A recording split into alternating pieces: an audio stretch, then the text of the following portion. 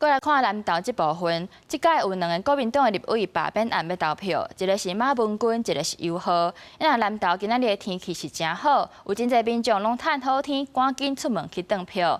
连线互咱人伫咧南投的台语台记者辛怡、佮林秀凯来关心现场的状况。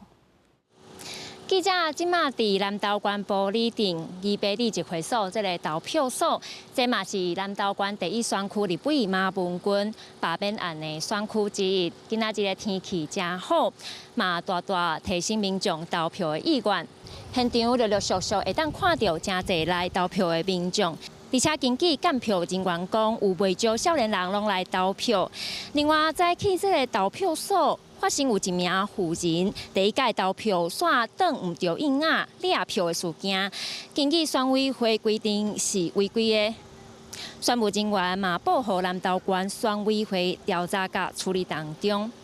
即马离罢免投票结束的时间，敢若剩无到1点钟，呼吁民众爱把握时间去投票。 用选票来表达家己的意见，出门投票嘛爱会记哩早投票通知单、身份证甲印仔，到指定的投票所投票。